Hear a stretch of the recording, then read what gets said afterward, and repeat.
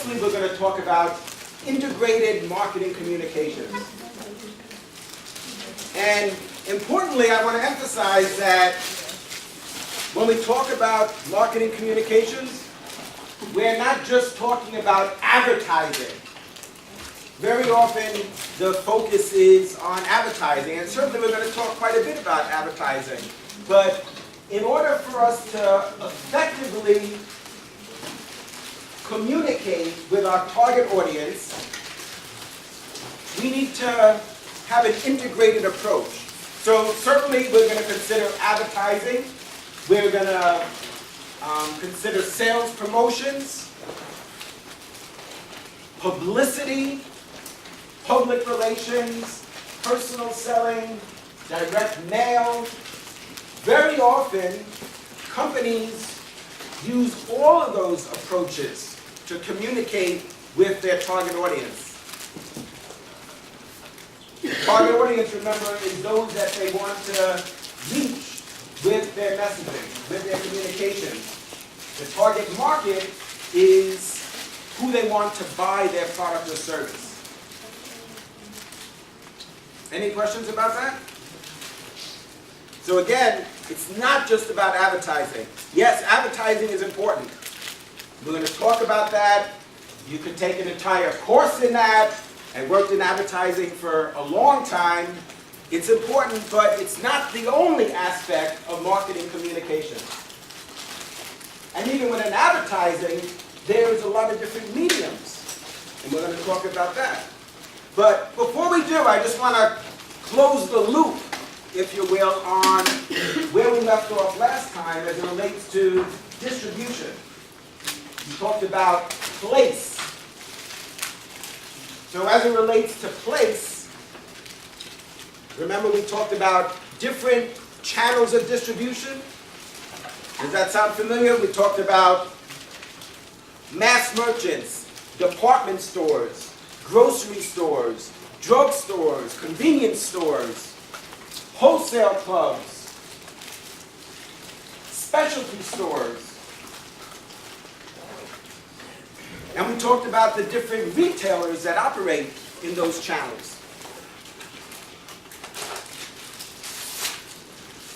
And then we said that we need to decide, well, which channels are we going to sell our product? At which retailers are we going to sell our product? So we have to make a decision as executives, as marketers, as business people. It's our responsibility to decide. Because in order for us to get distribution, we're going to have to instruct our sales force. It's not going to just happen on its own. We're not going to just get distribution on the Walmart planogram by wishing and hoping. We have to have salespeople that are going to travel to Bentonville, Arkansas, to meet with the buyer there for that department where our product would be sold, and convince them to take our product into their stores. Now, that's very challenging because the buyers are interested in managing shelf space productivity. So they're looking at how many units they're selling for a given space. So for a given 4-foot section, most shelves are 4 feet. An entire aisle could be 20 feet or more, but in terms of how it's constructed, actually the shelves, most shelves are 4 feet. And so buyers are looking at, for their section, whether it's a 4-foot section with 5 shelves, or it's an 8-foot section, or a 12-foot section, or maybe this particular buyer for this category has an entire aisle.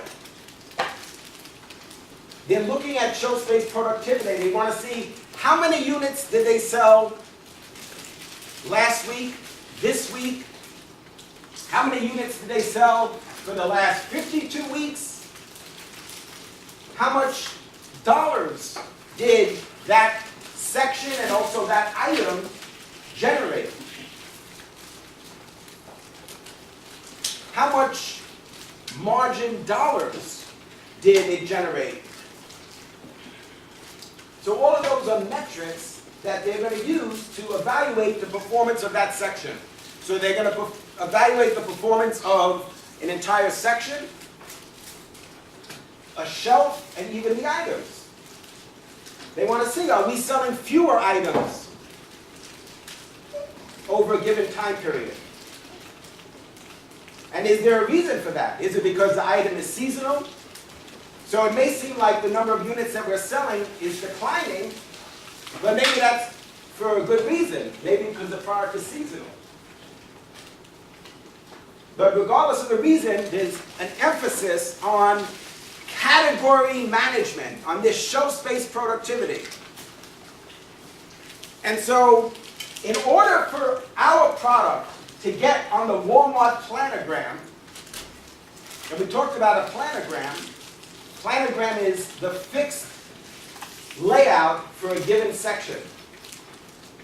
So part of the secret for success at retail has to do with the fact that they have a layout that's, you could call turnkey, if you will. It's standardized. With some exceptions, sometimes they have what's called regional planograms, but the layouts, in many cases, are standardized. So remember we talked about the visual theme at retail. What is the look and feel of the store? Do they play music? Is the paint on the wall orange? What type of lighting? What type of flooring? And remember we talked about the flow. Remember we talked about the flow at IKEA. Remember we said that you go round and round and round, and how the flow is something that's very deliberate. Because retailers want to sell complementary products and accessories. What does that mean? What is that? What would be a good example of that?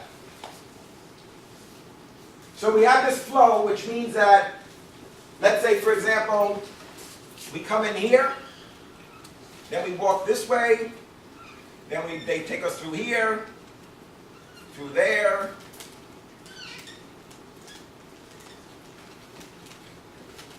What is the retailer expecting to happen? Go ahead, Melinus. Sequence of the next part of the entire area has to make sense. So if you are in the bedroom department, the next one might be bathroom or furniture for bedroom, something like that. So it has to make sense. It makes you buy something that complements what you already bought. Right, exactly. So something for the home, or if it's the bedroom, you might be, one section might be bedroom furniture. The next section might be what? Pillows. Then you walk down the other aisle, right? Because you can't go straight. It's like a dead end, right? You can't, that's it, so you have to turn left. And then what do they have? Sheets. And then you keep going this way, and then, oh, there's a wall, so you walk up that way. Or in clothing. So you come in, one section is where they have the pants. Then you walk down the next aisle.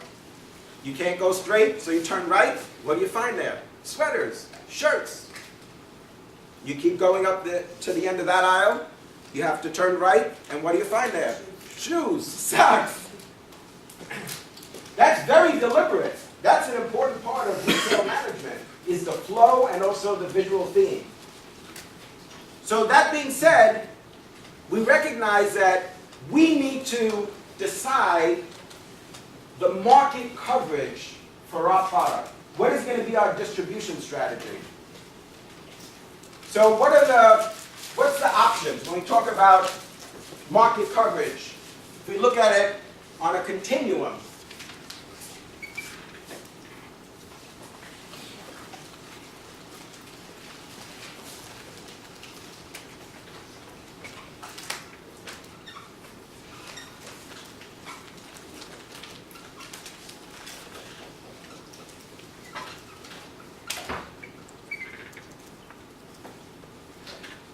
so in terms of market coverage, it could be intensive. Now remember, if we decide that our market coverage strategy, our distribution strategy is intensive,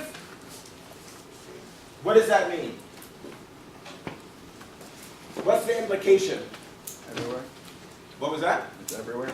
Josh, yeah. So Josh is saying, if our strategy is intensive, that means our intent is to sell our product everywhere. That's our goal. Now, the salespeople, they're going to be crying because that's going to be a very big challenge for them. So if our strategy is intensive, if we're trying to achieve intensive market coverage, that means we're trying to sell our product in grocery stores, drugstores, convenience stores, specialty stores, department stores, mass merchants.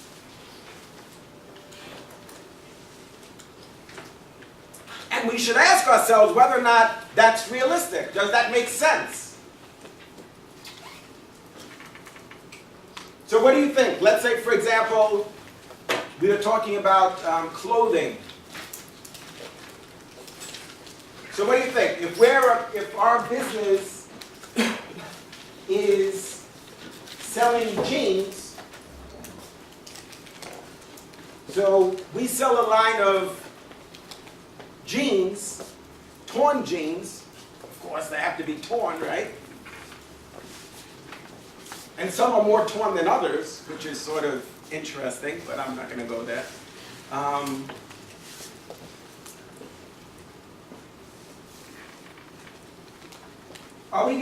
Would that make sense to sell torn jeans in all channels of distribution? So would we sell jeans in grocery stores? What do you think? Does that make sense? No. They sell things other than groceries in grocery stores. We call that scramble merchandising. Scramble merchandising is when you sell products that are not typical for your channel. Sometimes when retailers do that, it becomes typical for that channel. Like, for example, look at all the products that you could buy at drugstores. Am I right? We sort of take that for granted. We could buy laundry detergent there. You might actually be able to buy a pair of torn jeans there, because they have so much diversity in terms of their assortment. I know I've seen they sell T-shirts and a wide variety of products, other than what you might normally expect: health and beauty, aid-type products, healthcare products. So besides aspirin and Tylenol and all these other products, shampoo, right? Besides all those products, they sell T-shirts, and I wouldn't be surprised if they would sell jeans. There's probably some that do carry a small assortment of apparel, jeans and so forth. But that's very non-traditional. That's not what you would expect to find there.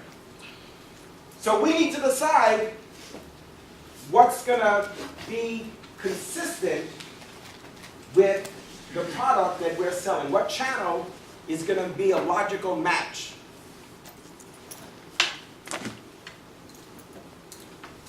What product do you think would be? So if you say, well, jeans, I don't think we're going to sell jeans in grocery stores, right? That doesn't make sense. We'd just be wasting our time trying to get distribution there, and then they're going to laugh at us. It's going to be embarrassing. Because remember, I told you it's important. We need to know our customer.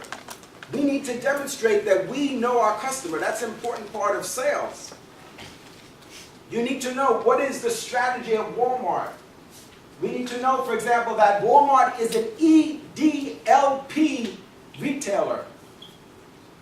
What is that? Everyday low price. So what does that suggest? How is that different from a high-low retailer? Who would be an example of a high-low retailer?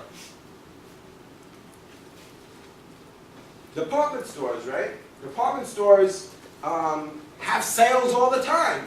Why? Because they carry the product at a high price and then lower it for sales.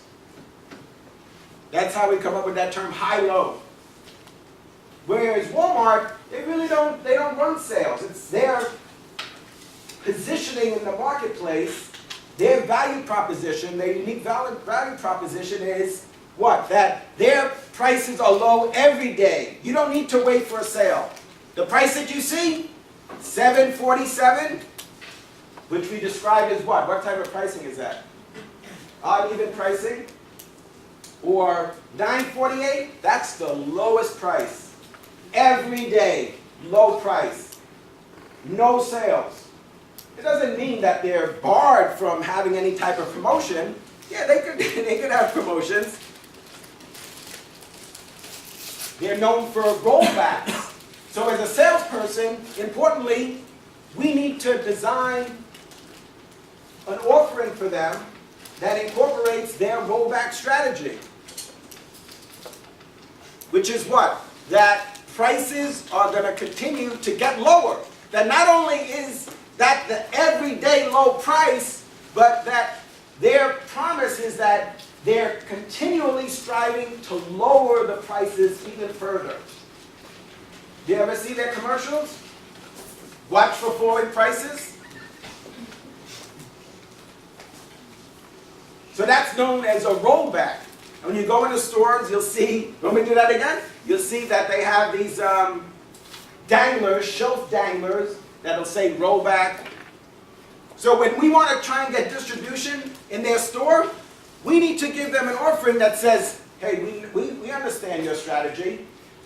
We're going to sell it to you at this price the first year, and in the second year, we're going to lower the price that you buy it for, and in the third year, we're going to lower the price even further. Why? Because this way you can implement a rollback. So in the first year that the product is sold in their store, they're going to sell it for $2.97. The second year, we priced it so that they could sell it for $2.78. And then in the third year, we've lowered our price so that they could sell it at $2.54.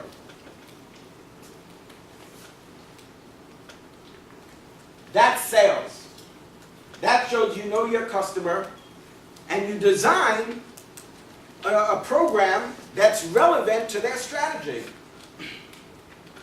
Now, it's very different from a retailer who says, well, I want to take in this product now, and I'm going to sell it for, let's say, $50, and then I'm going to have a sale, and I'm going to mark it down to $40. Then, 3 months later, I'm going to mark it down to $35. Some retailers have sales all the time. Why do they do that? What's the logic behind having sales? What is it that they understand? What is it that, whether it's a sale or it's a rollback, what is it that the retailers understand about the market? Why would they do that? Stephen, right? No. Oh, my bad. Okay, tell me your name. It's not a Dimitri. Oh, Dimitri. Okay, go ahead. In an elastic market, if you lower the price, then more people will buy it. Yeah, so in a price-sensitive market, when you lower the price, people are going to buy more. So they're expecting, when they lower the price, that the number of units that they sell is going to go up. And that's why if you tell them that you want to raise the price of the product that you sell them, they're very reluctant. In fact, they're not going to accept a price increase because of what Dimitri just explained. They understand that, oh, wait a minute, so now you're going to tell me I'm going to raise the price from $2.48 to $2.74? Hell no! Because of what Dimitri just said. What's going to happen? I'm looking at shelf space productivity, and now you're telling me that I'm going to sell less units, obviously. My sales for that shelf, for that item, are going to be less. My margin dollars are going to be less. But what would be a product that you think would make sense to have an intensive market coverage? Gum. So, yeah, maybe gum. You could sell in department stores. right? That's not their main assortment, but they have food that they sell in department stores. They have, you could buy coffee there, you could buy candy. That's not the main emphasis of their assortment, but you might be able to sell gum or orange juice, maybe, right? You go to Bloomingdale's, right? So you go to Bloomingdale's, what do you expect? You go there, you have a glass of orange juice, and maybe a glass of milk. But those type of commodities, because they have food service there, you might be able to sell those products there. They might be able to sell it in pretty much every channel. Pepsi, all those products. Again, even though Home Depot sells products for the home, that's their main product assortment, right? Snow blowers, sheetrock, nails, locks, all these kind of things, right?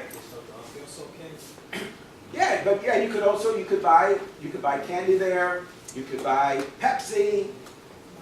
You could buy lemonade. I don't think I saw orange juice there. Huh? Yeah. I think it might be in Lowe's. I think they have small bottles of I think apple juice or lemonade. So so maybe those products would make sense to pursue an intensive market coverage. What is selective?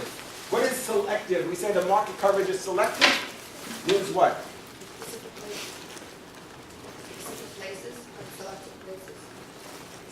Say it again, Marina.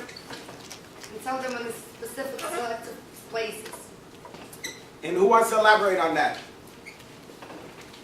Go ahead, Yana. Well, like certain perfumes, let's say, they're selective in the sense that they'll only sell them to certain kinds of channels, but not to every channel, and not to just say one channel. Absolutely. So certain products are more expensive than others. Like some perfumes are more expensive than others. Some are $100 and some are $5. So what Yana is saying is that we're not going to sell, if our perfume is a $100 perfume, we're not going to sell it at Kmart. There's other things that we might want to buy at Kmart.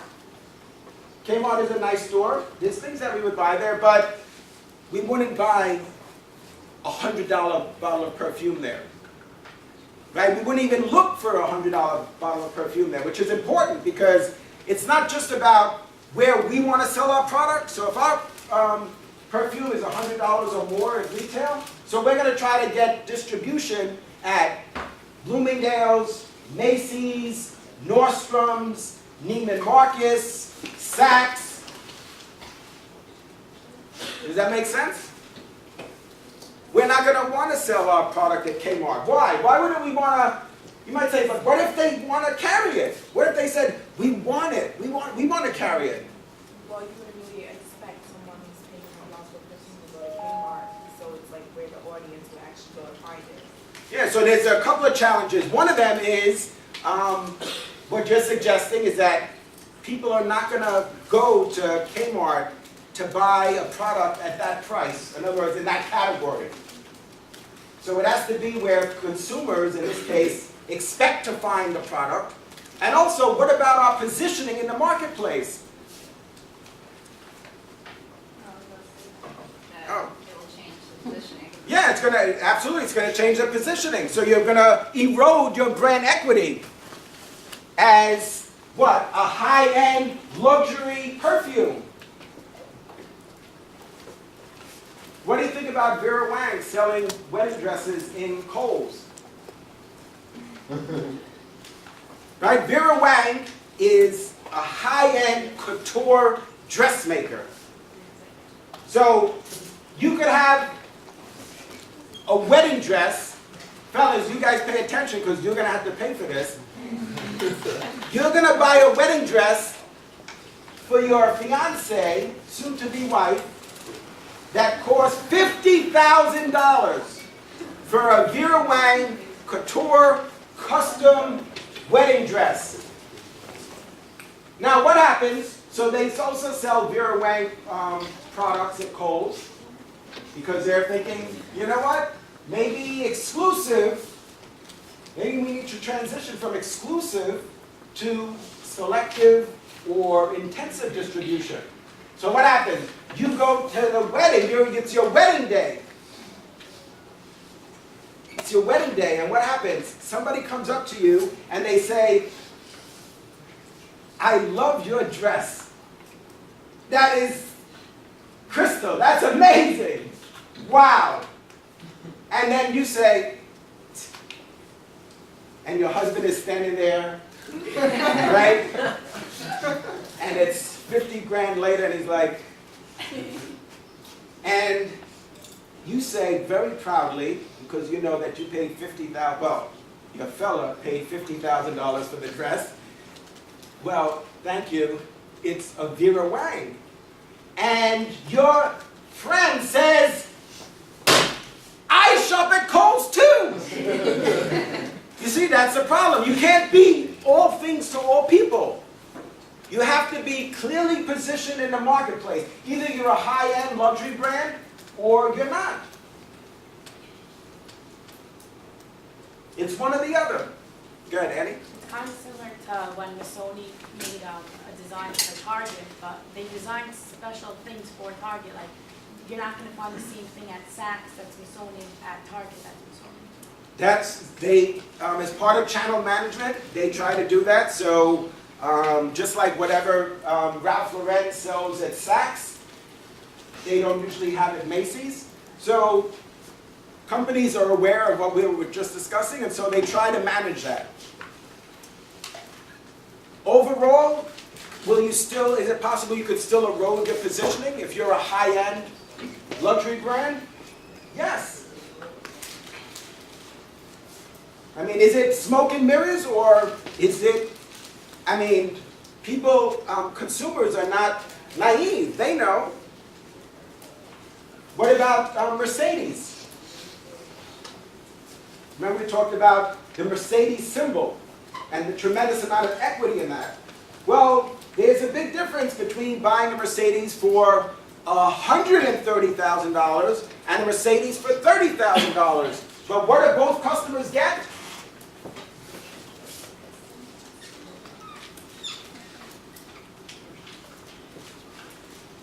And we said that the only one who really knows the difference is the gold diggers know that this is an S550, right? And this is a C-Class. So there's reasons why them doing that makes sense. From a manufacturing standpoint, it makes a lot of sense. From a marketing standpoint, it creates problems. So they sold, of course. Why did they sell so many? You say, oh, wait a minute, Coach, you're saying it's a dumb thing they did. But how come they sold, if it was so dumb, why did they sell so many cars at $30,000? Because they still had the prestige of Mercedes, but their other car sales probably plummeted, like their $100,000 car sales. Right. So if you bought a car for $130,000 and then what? You come to campus to see all your students are driving Mercedes, then you're like, oh no, that's you gotta get a Bentley, because now even the students in college are driving Mercedes. So what Dimitri is saying is that historically, this meant luxury automotive, $100,000 plus vehicle. And so, from the first day, we talked about value, perceived value. So what Dimitri is saying is that the perceived value is still very high. Then, of course, people realize, well, I know the car is smaller, I know the engine is smaller. I know it doesn't have leather seats. I know it doesn't have cherry mahogany wood paneling, but it's still a Benz, right? They're not being fooled, but there's still this association between that symbol, that brand, and high-end, high-priced luxury cars. And so the value, the perceived value, is very high. Remember we said value is a function of price, quality, benefits, and of course it could be other things, but those are three key aspects of value. So at that price, the perceived value is very high.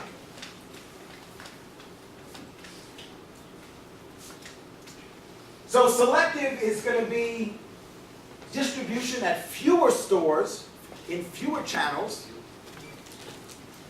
So intensive is basically we're going to try and sell our product in every channel, every retailer. That means that we're going to have to allocate our sales force accordingly. Selective is fewer channels, fewer retailers. And exclusive is going to be a limited distribution. Last time somebody had mentioned as an example the distribution strategy for the iPhone, which was what? That they had an exclusive with AT&T. Questions? Sometimes we'll give an exclusive for a certain period of time. So for example, sometimes we'll introduce a product in the department store channel, which we know sells products at a higher price, and sell it there for, let's say, a year, and then distribute it, then open it up to other retailers, to mass merchants and specialty stores. So the exclusive might be for a limited period of time. What's the logic behind doing that? Yeah, but they're gonna have to lower the price, right? Because the new product is coming. Yeah, so they understand the adoption curve model. So they know that the innovators are going to buy the product at a high price at department stores. Once they sell to that group of consumers, then the question is, well, how then do we sell to the early adopters? How then do we sell to the early majority? Well, then we expand the channels of distribution. So then we start to sell it in specialty stores. Then we start to sell it in mass merchants. Then we give it to Walmart, Kmart, Target, Kohls. So there's got to be an alignment between our strategy and the channels in which we're trying to sell. Does that make sense? So you see why we would do that. That ties back to what we talked about, the rate of adoption. How do we accelerate the rate of adoption? Well, we said one of the things we could do is lower the price. Well, department stores, they could lower their price, but if our pricing strategy is a skimming strategy, and our intention is to deliberately lower the price over time in a planned way, then that means that we need to expand distribution into other channels that sell products at a lower price. It doesn't mean it's the identical product. Maybe it's a modified version of the product. Very often it would be. Because you don't want to embarrass your department store retailers by having the same product selling at Walmart for half the price maybe.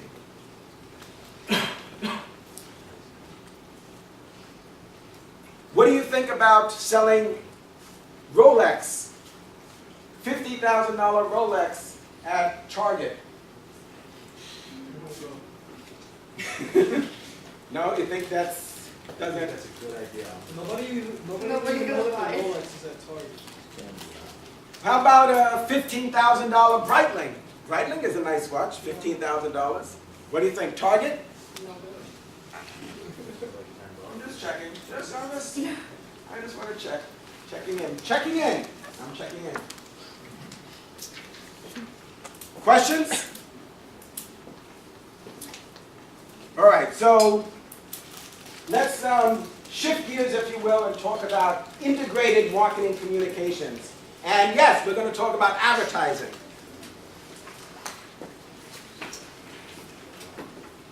So all of these are part of marketing communications.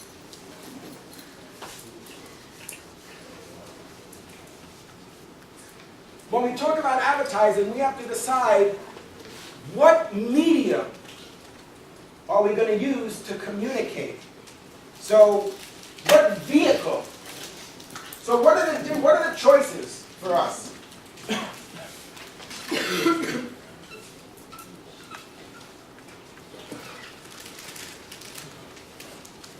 So advertising. We're all so enamored with advertising.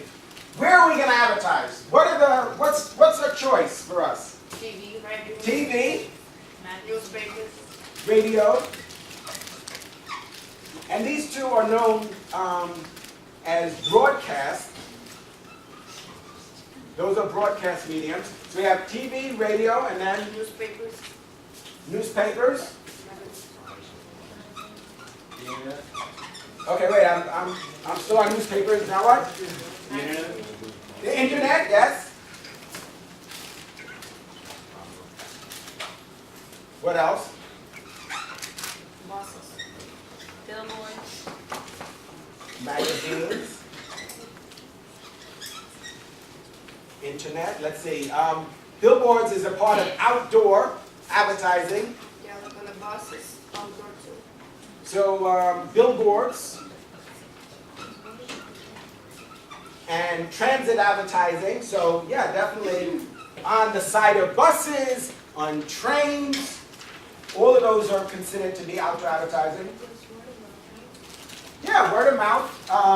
We're going to try to create some word of mouth. The question is, if that's our objective, how are we going to achieve that? Is it going to be through advertising? Is it going to be through sales promotion, publicity? So sure, we're going to try to create some word of mouth.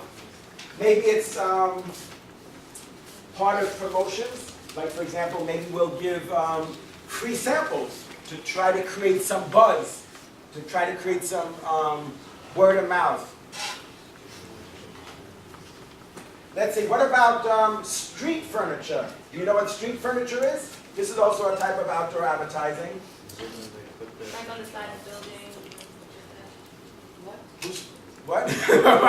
like when they post stuff like on buildings and like when you see the billboards at the bus station. Right, so billboards could be on the top of buildings, they could be on the side of buildings.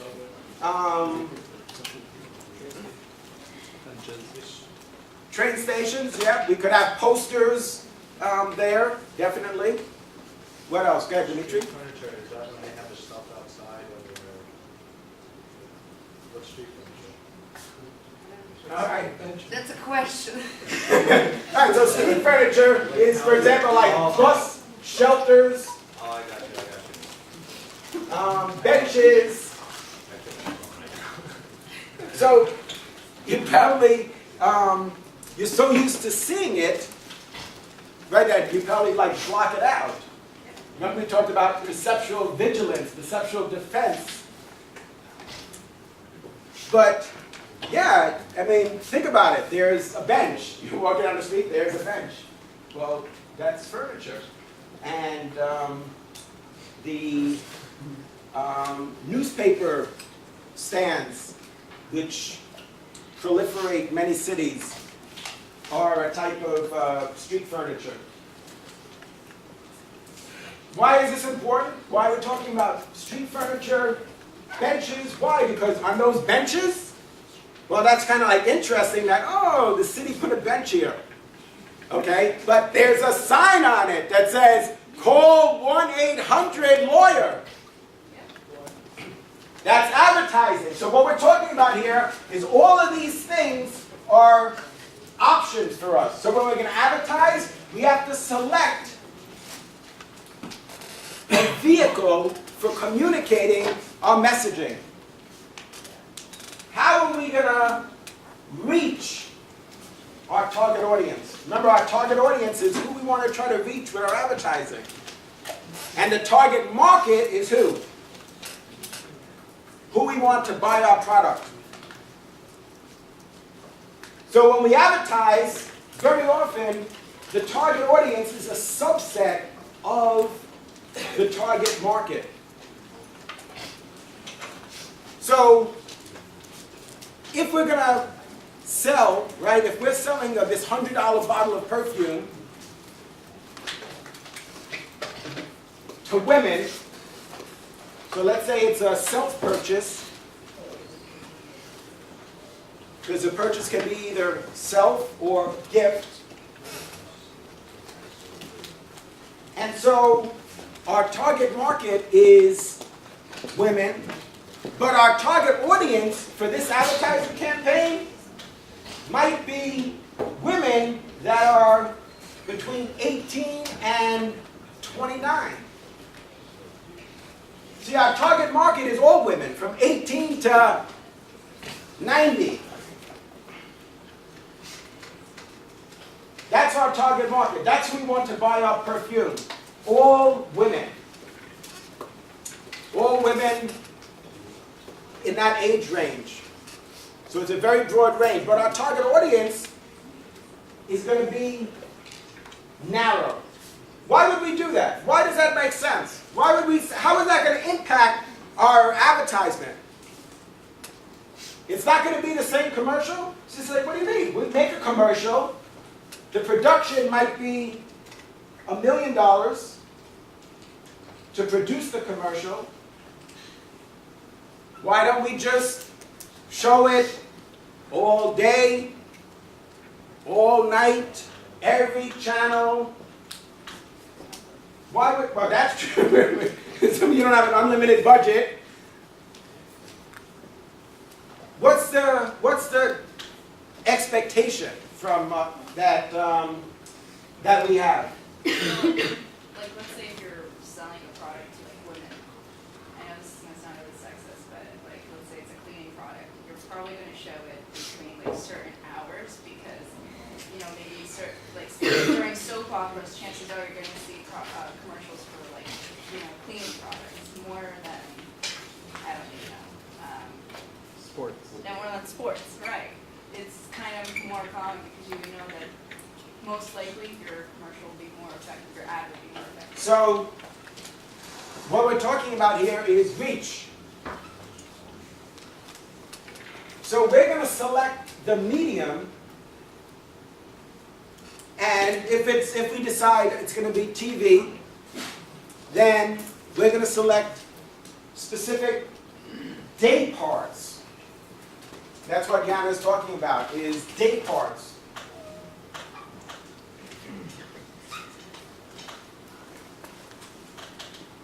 And specific programming.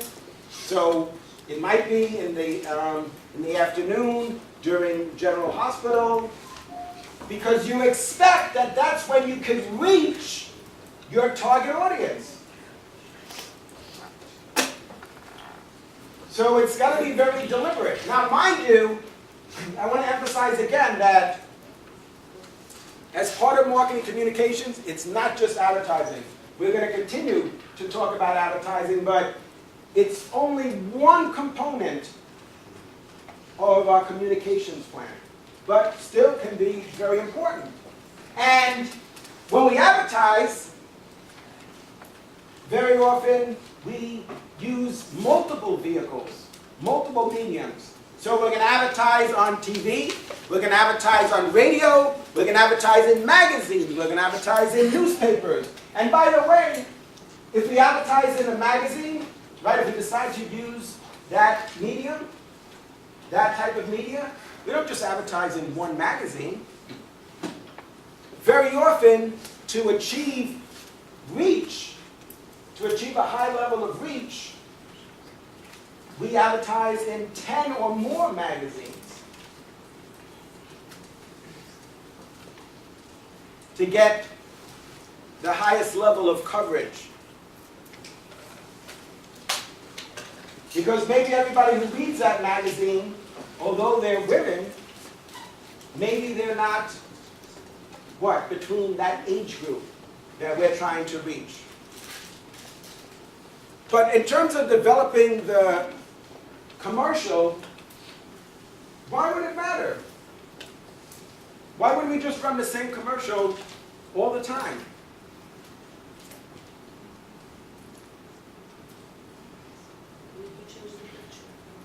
Yeah, you're going to change the visual, you're going to change the messaging so that it's relevant to the target audience. So if you want to sell to college students or students that recently graduated from college, then who do you expect to see in the commercial? What's going to resonate with your target audience? Is it going to be somebody who's 65 years old? So for you ladies here, taking this college course, if you see a commercial for a perfume, a high-end perfume for $100, and the person in the commercial is a woman that's 65, that you would say is at least 65, maybe 70 years old, is that gonna make you want to buy that perfume or not?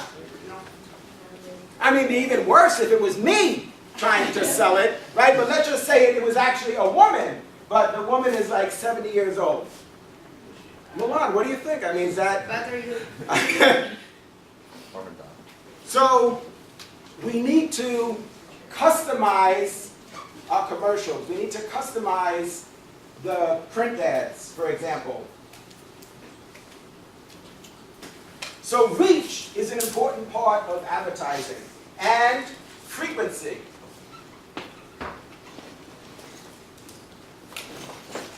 Frequency is how many times, how often, on average, will our target audience be exposed to the ad.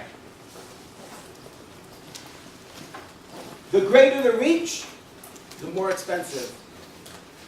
So in terms of how media is priced, the greater the reach, the more expensive. The greater the frequency, the more expensive. So for example, it's much more expensive to run a commercial during the Super Bowl when you could reach 200 million people, usually, than it is at any other time. Because the reach is so high. And with magazines, in magazines we talk about circulation. What's the level of circulation? So for example, some magazines have a circulation of 1 million, and some magazines have a circulation of 5 million. Some magazines have a circulation of 8 million. And that's a realistic number in terms of circulation. So for magazines, when we think about the level of reach, you never talk about like reaching 200 million people. With a given magazine, with one magazine, there's no way. There's no magazine that has that kind of circulation. So those numbers, like a magazine that has a circulation of 8 million, like Better Homes and Gardens, for example, then that's considered to be a very high level of reach. So 8 million in the world of magazines is considered to be a very high level of circulation, a very high level of reach.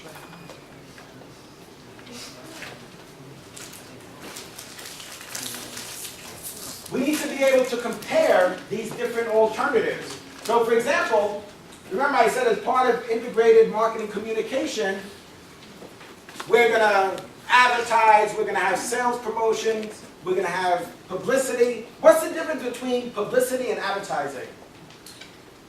Or are they the same? What do you think? Is advertising and publicity the same thing? No. It's not the same. Okay, so what's the difference? Publicity and bad publicity, not done by you. Like, just because it's publicity doesn't mean that it's good. And sometimes it's not. your opinion or what you feel about the product is someone else's opinion of what they feel about the product. Absolutely. So advertising is a paid form of communication From you. from us. We determine the messaging. We determine what's being said about our product. Publicity is free. It's an opinion. And it's somebody's opinion. Somebody who wrote, let's say, an article or is doing a story about the category or about our brand or our product. Now, although it's free, it sounds too good to be true. Although it's free, what's the risk? What's the concern? Could be It an may Yeah, not always be good. What was that? It may not always be good. Yeah, you have no control over what they say. They may say that your product is no good. That's just like you said, that's just their opinion. They're writing a story. They're writing an article. So publicity is an unpaid form of communication. The concern is that we have no control over what's being said. Now, it could be very effective. Publicity can be very effective, but it's just saying it may not always be positive.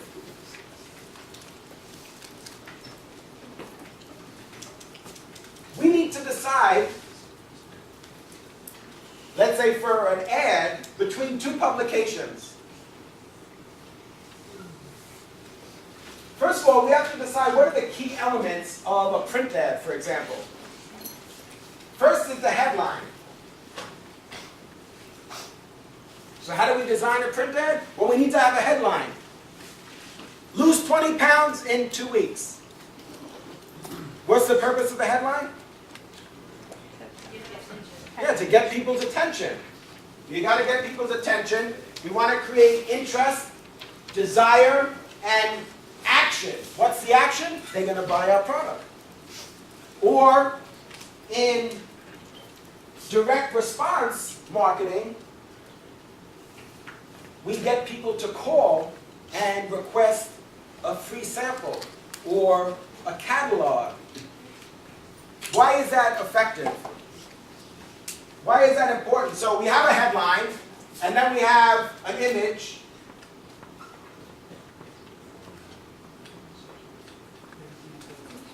And then we have the body copy. And importantly, what else? What's like the most important thing in advertising? The single most important thing when we advertise. Yeah, we gotta have our logo. Our logo has gotta be there. And if we have a symbol, we should include that as well.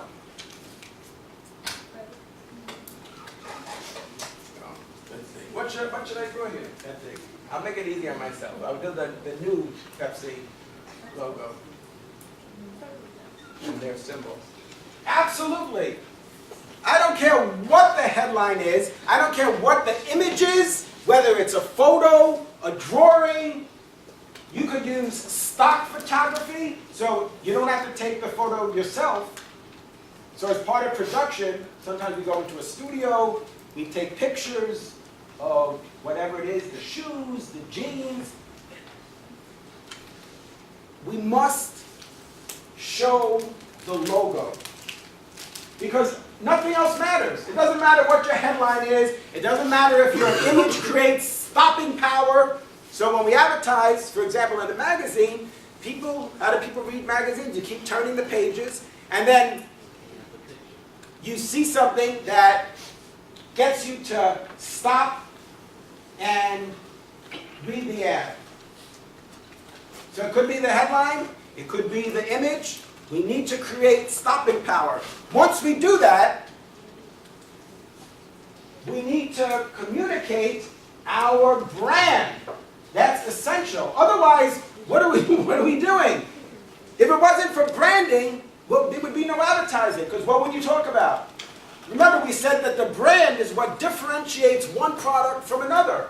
All products in the category, whether it's soda or cars, they provide the same functionality. They either provide transportation or they quench your thirst. Whatever the functionality is, whatever the benefit is, what makes one unique from the other is the brand. So it's critical to have any type of marketing communications that doesn't have the company's logo is a huge mistake. We need to have a brand champion in the organization. Because if they remember the headline, but they don't remember our brand, then we're wasting our money. It's essential that we create an association between that headline, the image, and our logo. Because remember, this is not something that's like one-off. We're thinking about the entire touch point map, the entire experience, from the visual feed to the layout, every point of contact that our customer has with our organization.